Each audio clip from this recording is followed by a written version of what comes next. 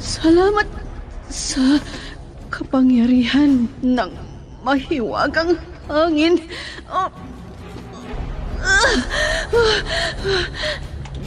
Nandito na ako sa kuweba. Aray ko! Manganganak na ako!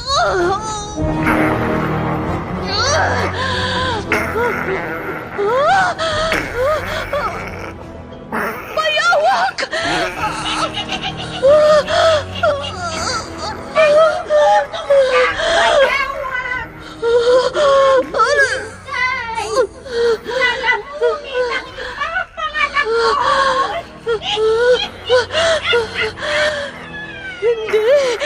Hindi ko ipahihintulot.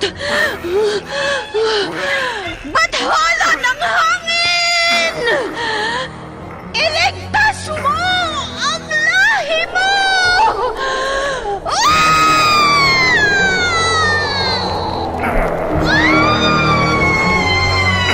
Bakit hindi mo sinakmal ang sanggol? Ikaw, bayawak!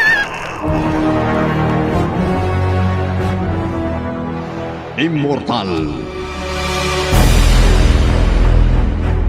Kasaysayan ng isang dayuhan na hindi mapagtanto ang pinanggalingan. Punong-puno ng pakipagsapalaran ang kanyang buhay mortal sa likuran nang hindi niya alam ang kanyang pagkakakilanlan. Ano ang kanyang pakay sa mundo ng tao? Immortal! Naiibang nobela na inyong mapapakinggan sa oras na ito mula Lunes hanggang Sabado. Nobela at sa panulat ni Leti Astudillo Aquino at sa direksyon ni Lubimin Aquino Sr. Mula sa Lovelet Artist and Talent Center Drama Productions, handog sa inyo ng #1 and most trusted radio network in the country, Bombo Radio Philippines. Basta Radio Bombo! Immortal!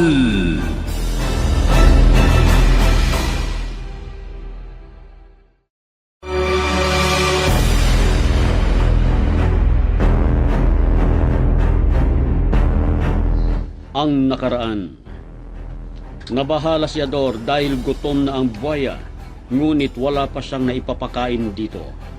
Dumating si Aris. Hindi na nakauwi si Ador matapos niyang puntahan ang lugar. Maya-maya, may narinig silang putok ng baril.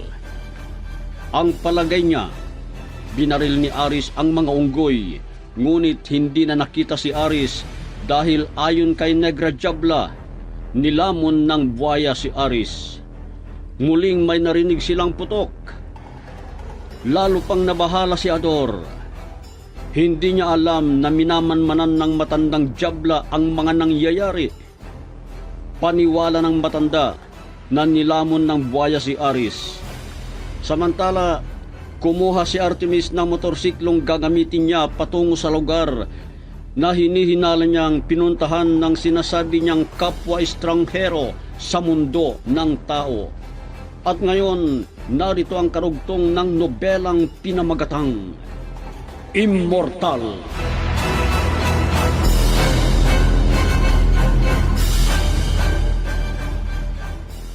Gagamitin ko ang motorsiklo sa paghahanap ko sa matandang babae, Dahlia. Sinong matanda po, sir?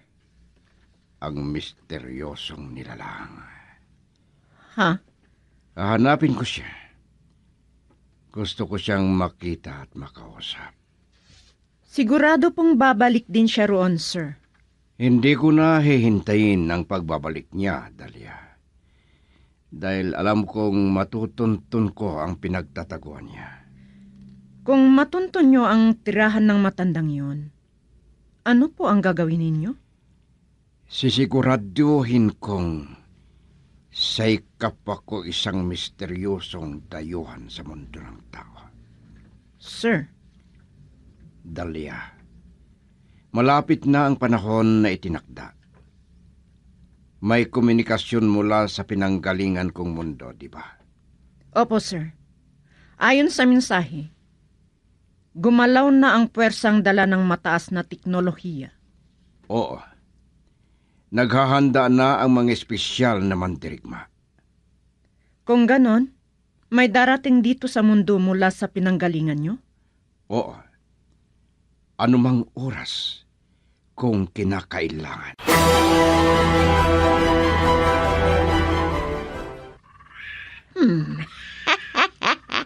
Kanyan, magsipag-ingay kayo. Kayong mga unggoy. Dahil malaya na kayo sa inyong kulungan.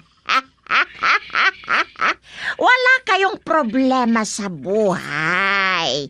Sapagkat sagana ang bunga ng mga puno sa gubat na to. Maraming saging, bata man o hinog. Iyan ang nakatakdang ikabubuhay niyo. Sige, magbusog kayo. Ito ang itinakdang teritoryo niyo.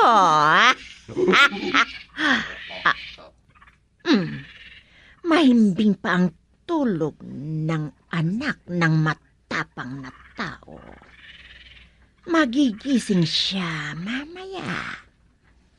Hindi niya alam kung paano siya napadpad sa masukal na gubat na ito.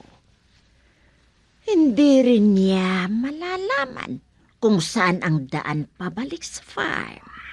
Maliban na lang kung maawa ako sa kanya. Gumakalaw na ang buhayang komando sa kanyang kinaroroonan.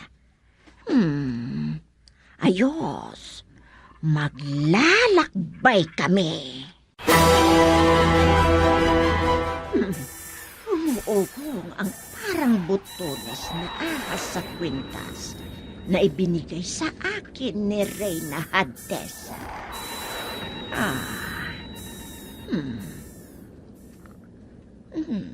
Bakit kaya? Negra Chagla! Boses ni Reyna Hadesa. Ay mapitagan kong Reyna Hadesa. Narito po kayo sa mundo ng tao. Ngayon din, bumalik ka na sa pinanggalingan mo. Kailangan ka nila sa iyong kanang kamay. Si Buhayang Komando. Ano po? Ay bakit? Ano ang nangyayari roon? Mapitagan kong Reyna Hadesa. Ibinigay ko sa iyo ang kalahati ng aking kapangyarihan. Bumalik kayo. Kailangan ka nila kasama ang Buhayang Komando. Ay, opo. Mahabaging Reyna. Nawala na. Ay, kung ganon. Ay, gising! Buhaya Komando! Gising! Bumalik na tayo sa pinanggalingan nating mundo.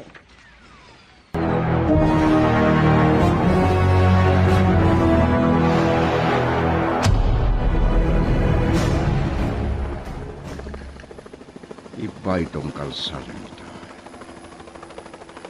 Ayon sa direksyon nakikita ko.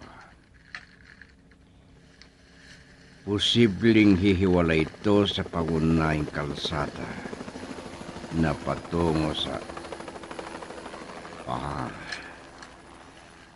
Ipagpapatuloy ko ng paglalakbay ko. Pupuntahan ko ang hangganan na namarkahan ko na lugar na pinuntahan ko noon.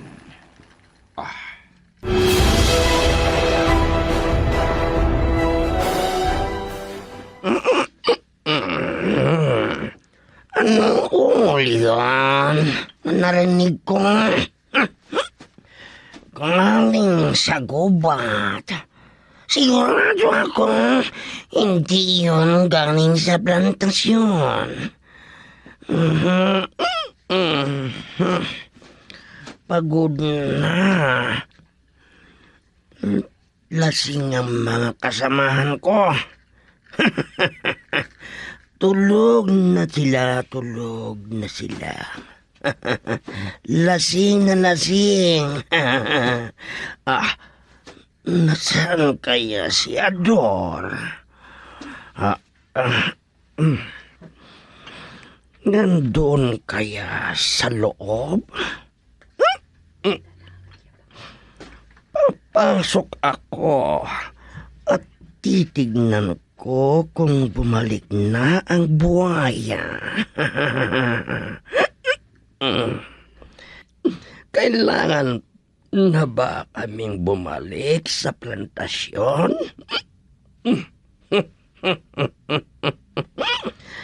Pero hindi namin pwedeng pabayaan ang natitirang ipinagbilin ni Amo Gadon. Sobra ang pambubugbog nila kay Irong at Tirong. Ipinapatay na raw sila roon. Pero kailangan kong makasigurado.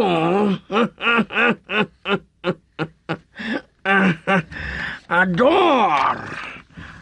Ador!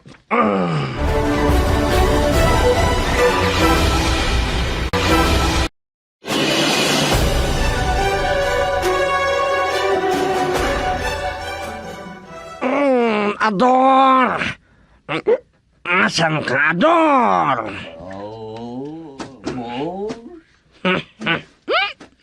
Ano na? Nandun ba ang buhaya? Wala na po. Kaya iniisip ko kung ano ang sasabihin ko kay Sir Gadon. Hindi ka nagsisinungaling? Hindi. Hindi ako nagsisinungaling. Nag-alala na po ako dahil wala na si Aris. Hindi po ako naniniwala sa sinasabi ni matandang Diabla na nilamon siya ng buhaya. Pero ngayon, naniniwala na po ako, boss. Huwag kang umiyak ng ganyan. Si Senyorito Ares, kinain ng buhaya. Ang sinabi ko, puntahan mo at tignan kong nandoon ang buhaya sa lungga niya. Huwag kang umiyak lalo. Lalo na kung malakas, ha? Kumilos ka na, Nabuso. Pero sigurado ako na ang buhaya ay wala na. Hindi na siya babalik. Ano? Hindi na babalik? Oo.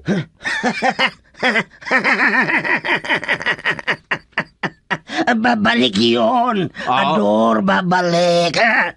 Dahil ikaw ang susunod niyang lalampunin. Baka ikaw, boss. Ano? Parang walang tao sa bahay ni Sir Artemis. Wala ring ilaw sa rooftop. Pero alam kong naroon si Manang Ivana at Dalia. Nasa laboratorio si Dalia sa basement. Pero si Ate Ivana, baka nagpapahinga lang sa kwarto.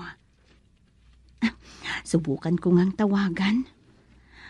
Madalas sabihin ni Sir Artemis na isama ko siya sa pamamasyal para mailibot ang lungkot niya.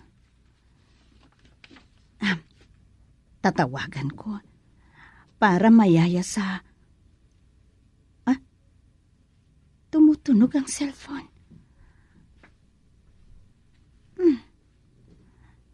Hindi niya sinagot. May motorsiklong huminto sa harap ng gate nila. Sino kaya yon? Hindi ko makikilala.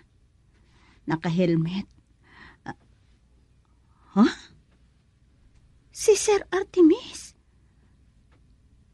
Bumaba siya at agad binuksan ang gate.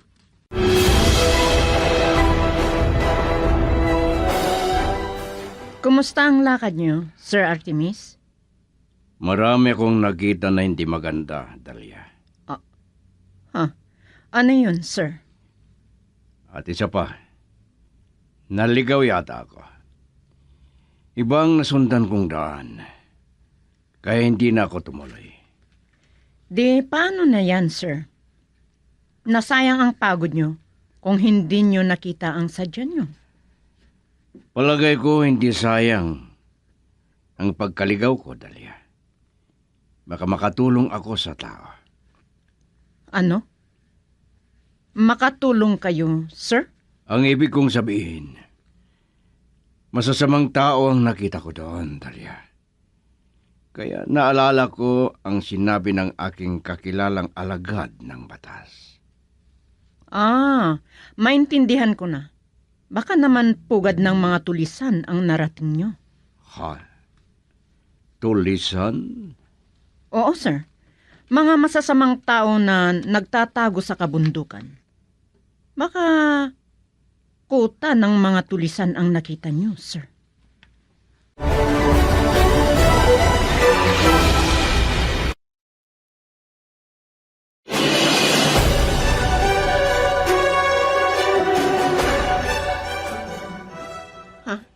Si Sir Artemis naman ang nakausap mo, Riani?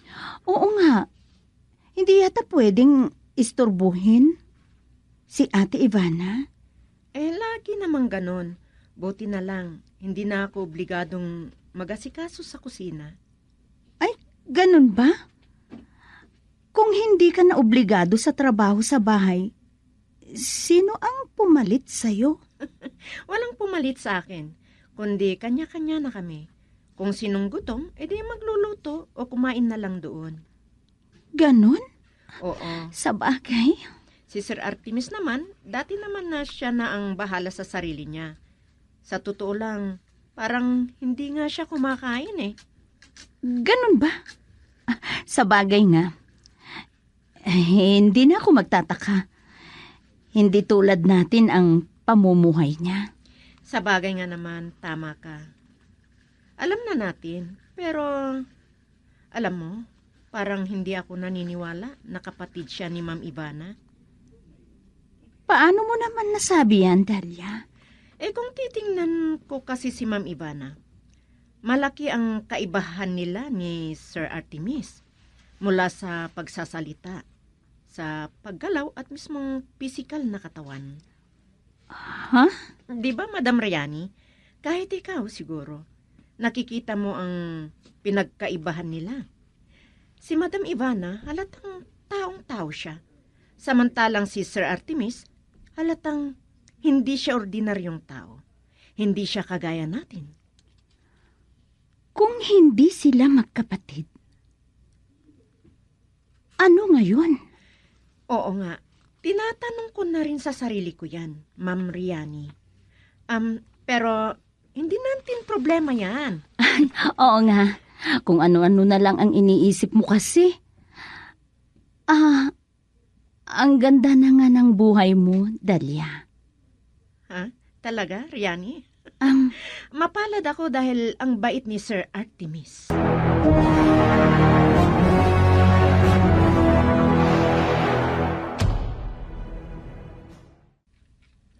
Relax ka lang dyan, Alibot. Pero maghanda ka. Ano mang oras, kailangang gamitin mo ang itim na kapangyarihan na ipinagkaloob sa iyo ni Reyna Hadesa. Ayon kay Reyna Hadesa, posibleng makaengkwentro natin ang mga kalaban. Oras na makalabas tayo sa mundo ng tao. Iniwan na daw nila ang mundong sinakop nila dahil matutunaw na daw yun. Tumunog na naman ang kwintas ko. Negra Chabla! Ay, sabi ko na nga ba si Reyna Hadesa ang kumukontak sa akin. Ay, nakikinig ako, mahal na Reyna! Naispatan ng pinalipad naming kamera ang sasakyan ng kalaban. Madali lang tunawin ng itim na kapangyarihan na ipinagkaloob ko kay Buhaya Komando. Kaya, sige, kayo na ang pupuksa sa mga yon. Ano? Paghandahin mo ang kanang kamay mo. Nasa kanyang kapangyarihan ng hari ng mga buhaya. Ay, oo, mahal na Reyna Hadesa. Yun na ang mga sinasabi mo, mahal na Reyna Hadesa. Sige, bahala na kayo ng kanang kamay mo. Madali lang puksayin ng mga yan. Alibot, maghanda ka na. Lalabas ka na magiging buhaya at lalabas ng iyong pakpak. Oras na makalabas ka dito sa sasakyan natin. Ayun na si Alibot o buhaya. Ayun na. Nagkaroon na ng pakpak si Buhaya Komando.